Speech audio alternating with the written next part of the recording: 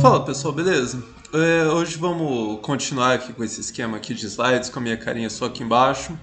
Mas hoje o tema é novo, vou discutir a questão aí, a natureza da crise contemporânea e os limites das soluções propostas. Um dos temas, né, que eu mais discuti aqui no canal é essa questão, né, da natureza das crises econômicas. Eu apresentei várias teorias, né, dissonantes. Tem ali então uma série de vídeos aí sobre teoria das crises, tem vídeo também sobre financiarização, atuação do Estado, sempre pensando, né, mais próximo dessa relação com a dinâmica econômica. Só que eu faço até uma autocrítica que todos esses vídeos eles têm ficado muito soltos, né? Não tem uma linha de continuidade, né? Não tenho conseguido amarrar direito todos esses vídeos. Inclusive, né, para falar, né, da questão mais contemporânea e tal. Então eu pensei nesse vídeo aqui, fazer um mapeamento, vou unir, fazer um mapeamento geral, né, do cenário contemporâneo, e eu vou conseguir então tangenciar, passar por quase todos esses temas que eu já tratei, mas sem a mesma profundidade. Então a ideia aqui vai ser fazer um mapeamento geral, né? Eu vou passar por vários temas. Eu acho que eu fiquei até bastante contente com o roteiro, né? Porque eu estava bem meio preocupado, né, para fazer isso. Achei que ia ficar um vídeo bem difícil, né? Mas eu acho que não, acho que tá bem tranquilo.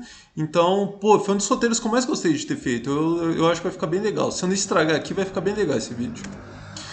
Agora vamos para mais um conceito dialético, que o canal é muito dialético, são os avisos finais no início do vídeo.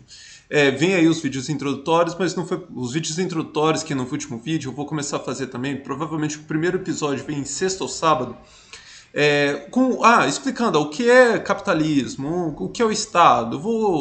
Vão ser vídeos assim bem introdutórios para quem nunca leu nada de crítica da economia política, nem de economia política, enfim. Sexta ou sábado deve vir o primeiro episódio. Eu já estou com o roteiro bem avançado. Mas eu coloquei os avisos finais no início do vídeo, na verdade, pelo segundo motivo. O segundo tópico aí, que são essas questões, né, para a série dialética do momento. Eu gostei do que eu fiz no último vídeo aí, dessa série da dialética. Então eu vou tentar fixar esse esquema. Eu gravo esse vídeo aqui, aí vai ter também lá o vídeo introdutório. Vocês levantam questões e eu utilizo esse vídeo dialética para recuperar essas questões ou para recuperar polêmicas. Então eu até encorajo vocês a assistirem o vídeo de uma forma bem proativa. Às vezes pausa até o vídeo, surgiu alguma dúvida ou alguma coisa dissonante aí que você não concorda muito, pausa o vídeo aí, já comenta lá, ou anota e depois comenta. Eu queria que incentivar vocês a ter essa postura bastante ativa durante o vídeo. E aí também um negócio, né, que eu sempre esqueço de comentar, né? Eu tenho o hábito, porque como o canal tem um volume legal de comentários, tal, mas ainda é um volume que eu consigo acompanhar tudo, tomar nota e tal. Então eu tenho por hábito dar aquele coraçãozinho, né, que é a curtida da página no YouTube, ou responder a mensagem. Se eu não fizer nenhuma dessas coisas, muito provavelmente eu não vi a sua mensagem. Então até se der para marcar lá, colocar, que eu acho que nem todos os comentários dá para marcar, tem que ser respondendo um comentário meu, enfim. Mas se for possível lá marcar, ou às vezes comentar, se eu não responder o comentário e se lembrar, comenta de novo, enfim.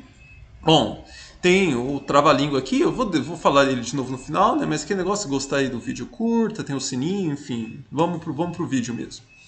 Então, vamos começar com bastante rigor, né? Qual a situação, de forma bem direta, né? Quão ferrado a gente está pensando na conjuntura econômica antes de ter coronavírus. Eu acho que é até uma polêmica, eu discordo. Tem muitos economistas mostrando, né, olhando lá para os resultados do quarto trimestre do ano passado e mostrando, ó, a economia já está vindo para o buraco. Não, realmente, eu vou até discutir um pouquinho disso aqui. A situação da economia, a gente viu um quadro de estagnação econômica há 40 anos. Mas não dá, obviamente, que não dá para dizer que a gente ia estar vivendo o que a gente está vivendo hoje sem coronavírus. Então, o que eu estou querendo dizer é o seguinte: a conjuntura econômica é um quadro de estagnação econômica já bastante prolongado. É uma estagnação global, né? Então eu gosto bastante daquele conceito do Brenner, né? De jogo de soma zero. Então, por exemplo, se a China, no cenário contemporâneo, talvez as economias que... Eu não fiz esse levantamento recentemente, mas talvez, de cabeça, assim, as economias que estão apresentando as maiores taxas de crescimento sejam a China e a Índia, né? Enquanto essas economias crescem, né, outras economias necessariamente perecem, né, outras economias estagnam, crescem ali num ritmo muito devagar. Por exemplo, eu coloquei aqui o Brasil e o Japão, né, como exemplos de economias que estão perecendo diante do crescimento da China e da Índia. O PIB no Brasil está atingindo ali, está estagnado no nível desde 2012, né? Enfim, teve a crise, caiu o nível do PIB e a gente está chegando, acho que, no nível de 2012. Então, essa a cara do cenário econômico geral, mesmo se a gente não tivesse aí a crise do coronavírus para vir e dar chutar o pau da barraca. Então, o que eu estou querendo dizer é isso. A economia já estava num quadro crítico e aí veio o coronavírus e, enfim, chutou o pau da barraca mesmo. Mas vamos discutir aqui, então, por que tem esse quadro de estagnação e por que a economia está nesse quadro geral?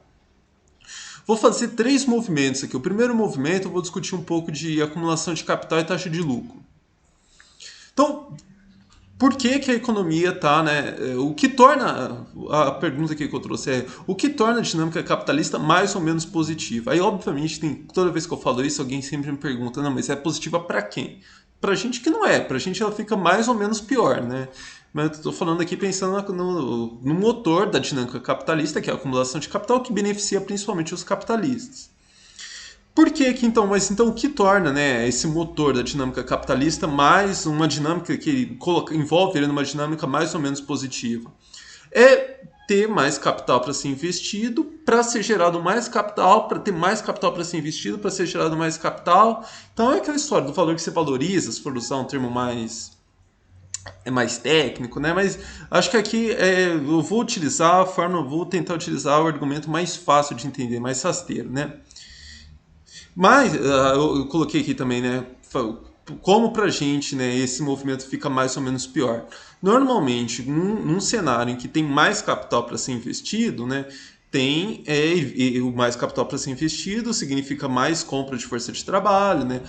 Inclusive, aí diminui o desemprego, há uma pressão positiva sobre o salário. Então, quando a economia vai bem, tende-se a gerar uma situação menos pior para a classe trabalhadora. Então, é um momento em que há um boom em empregos, aumento salarial.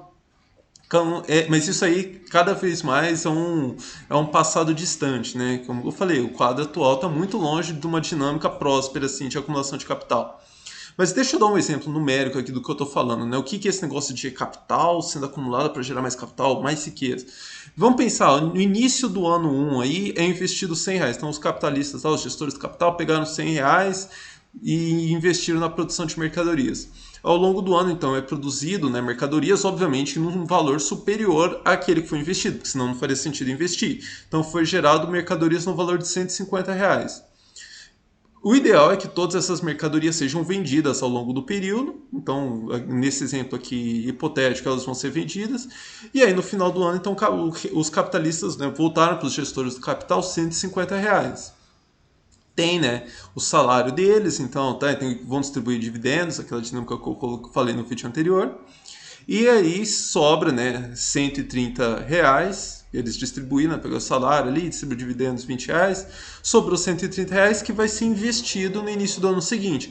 Então veja que a dinâmica é assim, no primeiro ano se investe 100, no segundo ano 130, no terceiro ano 140, tá entendendo? Essa que é a dinâmica, isso que é capitalismo, acumulação de capital, a dinâmica próspera é isso, quando esse movimento acontece sem ser atravancado, né, sem ser emperrado. Mas aí tem a outra questão que é fundamental, né, para a economia política. Como que essa riqueza adicional é produzida? Né? Como que esses 100 viraram 150? A mais riqueza, né, que eu coloquei aqui, eu acho que é um termo mais fácil, né, mais evidente. Né? Você tinha uma riqueza inicial de 100, virou uma riqueza adicional, mais riqueza de 50. Né? Então uma riqueza total agora é ali de 150, 20 foram consumidos, então 130.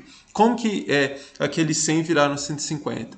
Se a gente pudesse dividir, então, tem aquele vídeo, né? Eu até anotei aqui, aquele vídeo lá, né, das mercadorias sem valor, que também é bem legal para ver isso aqui. Eu vou deixar o card ali em cima. que é aquela história, né, do como que é o trabalho, né, que vai gerar essa mais riqueza, mas não é qualquer trabalho, eu coloquei lá todos os nuances, porque isso não vai ser importante.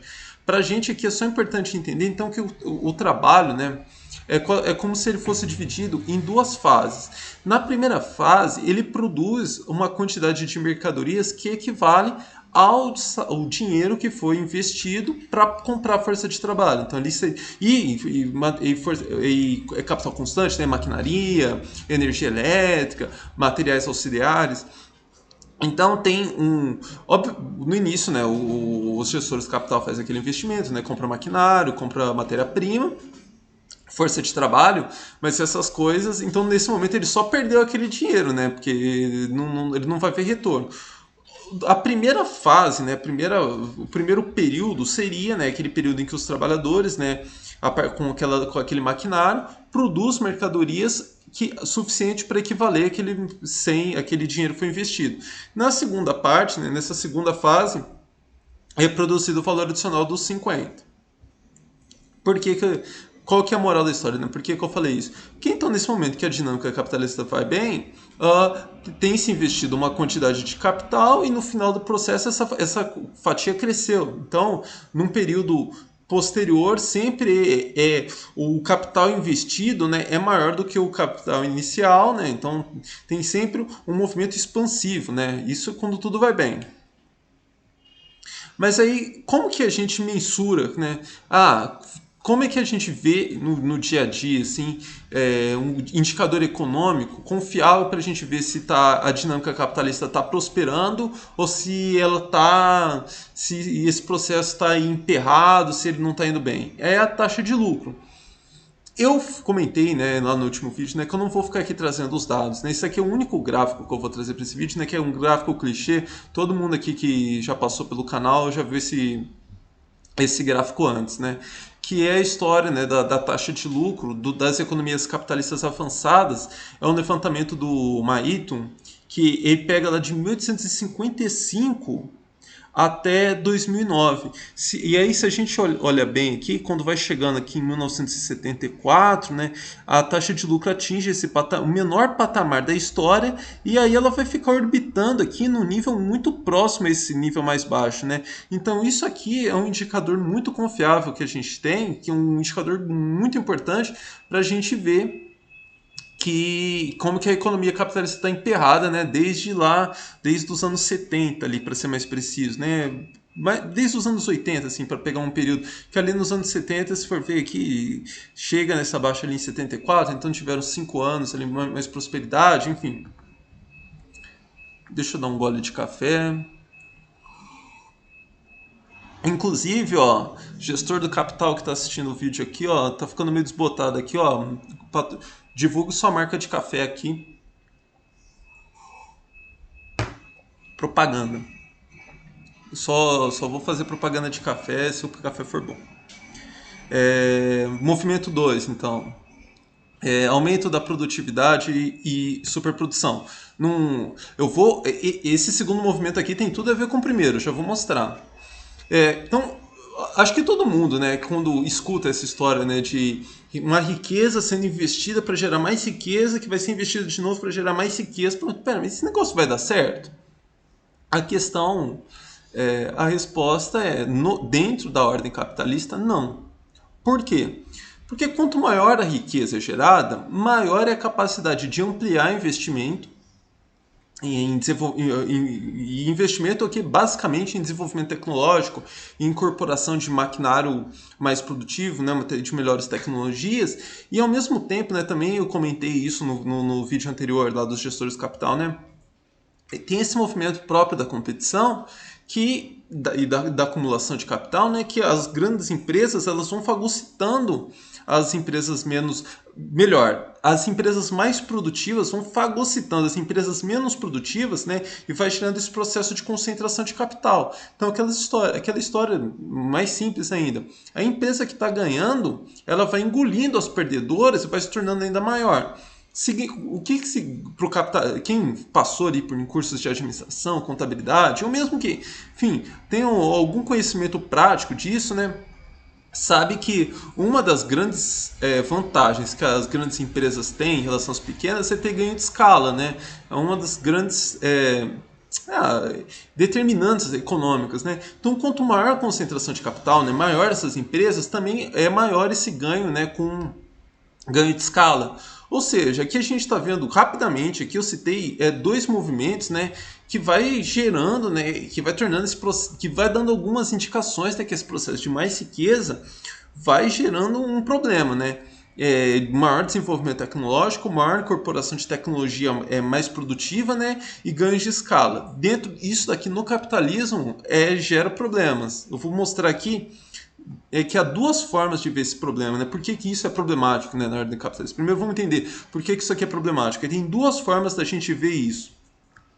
A primeira forma de encarar o problema, eu acho que é a mais fácil de ver, só que ela é menos precisa porque é uma série de movimentos contratendenciais aí. Na segunda, os movimentos contratendenciais eles vão existir independentemente da perspectiva, não é isso que eu estou querendo dizer. Mas o que eu estou querendo dizer é que essa aqui é um pouquinho mais enganosa, só que para a gente começar a entender o problema, ela talvez seja até a mais clara. Vamos pensar o seguinte, eu comentei lá, né, que é chave. Isso vai ficar, eu também vou comentar isso aqui, né, da forma mais clara possível no vídeo introdutório, né, que vem aí no final da semana. Mas eu comentei lá, né, por que o 100 de riqueza viraram 150, né? Trabalho incorporado ali, também citei aquele vídeo lá do mercadoria sem valor e tal. Então é chave para o capitalismo ter trabalho incorporado ali no processo. Não tem capitalismo sem venda de força de trabalho, sem trabalho. Então, se as pessoas ganham, por que que não tem? Vamos, do exemplo aqui está até mais claro, né, do que essa forma que eu falei. No capitalismo, as pessoas ganham, né, a vida delas vendendo a força de trabalho. Então, se as pessoas ganham a vida vendendo força de trabalho, quanto menor a necessidade de trabalho, porque, como eu falei lá, né, está tendo um desenvolvimento tecnológico, está tendo maior incorporação de tecnologia, as tecnologias estão sendo mais produtivas, então, diminuindo a necessidade de trabalho, menos pessoas vão ser empregadas. Se menos pessoas vão ser empregadas, menores os salários. Menores os salários, menos gente, menor poder de consumo, né? Aqui a gente consegue ver que já tem um problema de superprodução, porque ao mesmo tempo que a gente está tendo essa dinâmica aí de diminuir capacidade de consumo, paralelamente a isso está acontecendo aquele movimento lá, mais riqueza para gerar mais riqueza para gerar mais riqueza. Então, de um lado você tem esse ímpeto de superprodução e de outro você tem esse ímpeto de redução da massa salarial. Bom, então agora vamos para a segunda forma de encarar o problema, que é a que eu falei, um pouco mais complicada, mas eu acho que ela é a forma mais precisa da gente entender o que está acontecendo aí. Aumentou a produtividade. O que esse aumento da produtividade significa, né? Não é que eu comentei ali que tinha já o primeiro problema da riqueza sendo gerado mais riqueza para gerar mais riqueza. Na verdade, tem um segundo problema aí, um terceiro problema aí, que você vê que são uma série de problemas aí. Eu vou até encadeá-los melhor na sequência. Você tem mais capital para ser investido e você tem mais produtividade. O que significa na prática que é maior produtividade? Menos trabalho, menor necessidade de trabalho, como eu acabei de falar. Menor necessidade de trabalho significa que utilizando aqui então esse termo mais rigoroso, menor quantidade de valor e mais valor encarnada, cristalizada em cada mercadoria individual. Uma outra forma da gente ver isso é que também que eu comentei lá, acho que no vídeo lá do Mercadoria Sem Valor. Mais fácil produzir uma mercadoria, menos ela tende a valer. Então tem acontecido isso. Mais capital para ser investido, mais produtividade, cada mercadoria individual carregando menos valor. Nesse cenário, então para se gerar aquela mesma quantidade de valor que era gerado num cenário, né, de maior atraso tecnológico, tem que ser produzido um maior número de mercadorias. Ou seja, você está vendo que de um lado, né, vai estourando o problema aqui, que você vai diminuindo ao poder de consumo da classe trabalhadora e do lado dos capitalistas vai aumentando a pressão para se gerar uma superprodução, para produzir mais e mais e mais e mais e mais. Temos aqui claramente um problemão. Vou agora avançar passo a passo para a gente ver, né, como que esse problema aparece no dia a dia e um pouquinho, né, vou dar um gostinho, né, das soluções que o capital tem proposto para resolver esses problemas. Mais um gole de café aqui. Inclusive, acho que isso não ficou claro da outra vez, né? Eu confundi, ó. Aqui, ó, tá meio desbotado aqui os gatinhos, mas aí se dá pra colocar marca de café aqui. Como os gestores do capital encaram esse problema? Vamos começar então. Comecei aqui, inclusive, com um erro de digitação aqui do estagiário, sou eu mesmo. Hoje os gestores do capital contam, né, com mais capital disponível, então para produzir mais mercadorias, para gerar a mesma quantidade de valor e mais valor que era gerado antes, que é o dinâmica que eu acabei de comentar. Ou seja, então a tendência é produzir mais para gerar aquela mesma quantidade de valor. Ou seja, a tendência é gerar muito mais porque você quer produzir uma quantidade de mais valor e valor superior àquela investida inicialmente. Aquela história, riqueza para gerar mais riqueza. Você não quer simplesmente gerar a mesma quantidade que você gerou no início anterior. Você quer aumentar, você quer uma mais riqueza cada vez maior, porque justamente você está tendo capital cada vez maior. Você está tendo mais dinheiro para investir, você precisa de maior massa de riqueza para que, dividindo ali, você tenha a mesma taxa de lucro. Mas então, quando você vai vender essas mais mercadorias no mercado, você encontra esse mercado consumidor aquém da oferta de mercadorias. Então, no dia a dia, parece aqui um problema de questão de consumo, né? Ausência de consumo. É um problema ali que tem uma teoria, né? Retomando aquela história da teoria das crises, eu não lembro se eu cheguei a fazer um vídeo sobre ela, mas tem a teoria, né? Essa chave de análise ficou conhecida como teoria do subconsumo. Que o problema, né, das crises aparece ali como esse problema de sempre ausência de consumo em relação a oferta de mercadorias, né? Eu utilizei sempre. Não é sempre assim que as crises aparecem, mas o pessoal dessa teoria vai argumentar que é isso que é a chave para entender o problema das crises.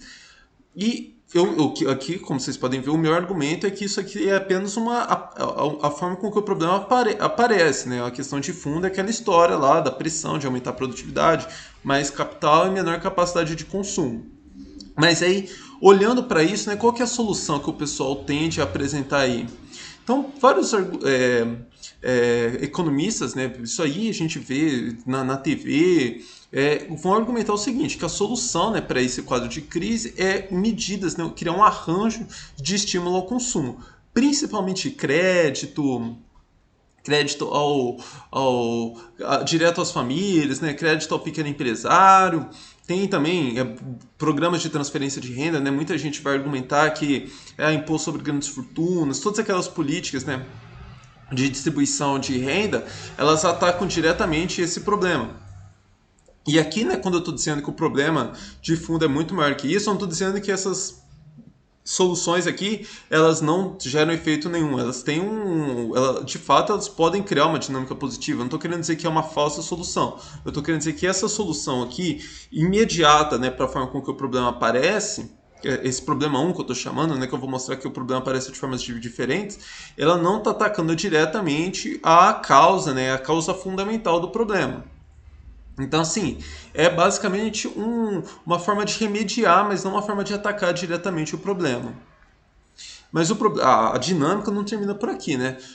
Os gestores do capital, quando eles começam a perceber que aumentou, né, a capacidade que eles têm essa pressão, né, de superprodução, capacidade de consumo está aquém da produção de mercadorias.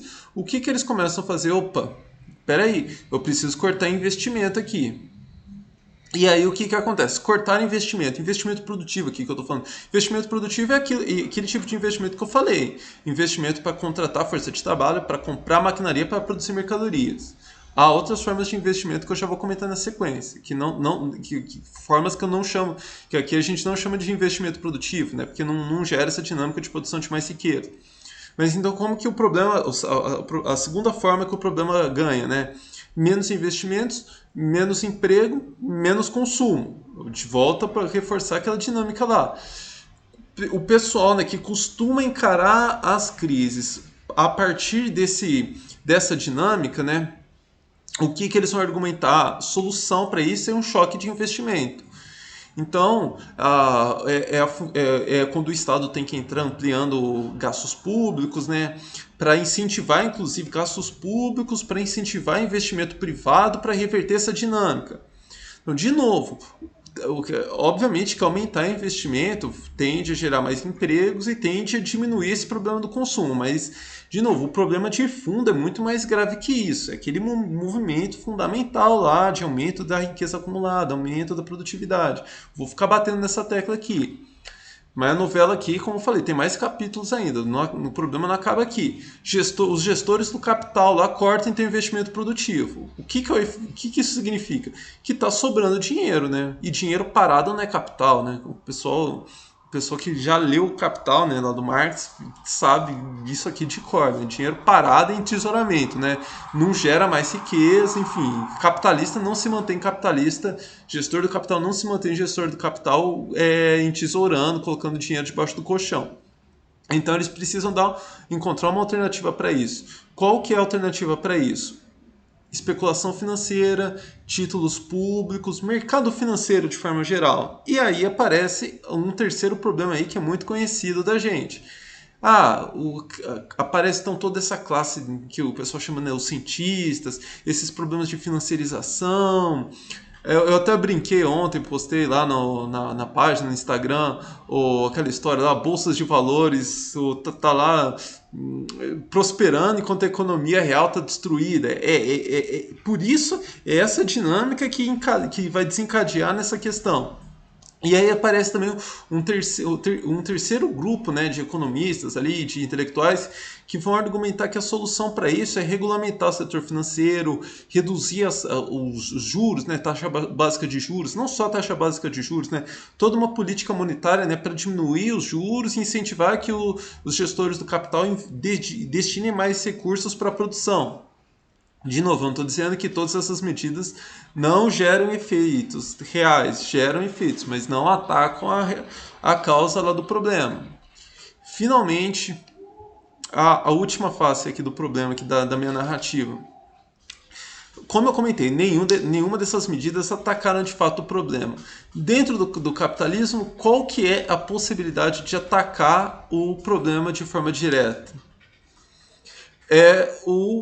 A única possibilidade de atacar o problema de forma direta é você atacar então esse excesso de capital para pouco lucro, esse aumento da produtividade diminuindo a necessidade de trabalho. Ou seja, a única forma dentro do capitalismo que se tem de enfrentar essa dinâmica, atacando diretamente a sua causa, é um movimento regressivo, é um movimento de massiva destruição de capital. Está ali e aqui de novo, retomando aquela história da teoria da destruição de capital. Então, na verdade, tem uma série de movimentos regressivos ali que não passam, podem, à primeira vista, podem não ter ligação direta ali com a destruição de capital, mas é uma teoria. Aquilo que eu estou chamando de teoria de destruição de capital é bem mais ampla, né? É um negócio bem complexo, né?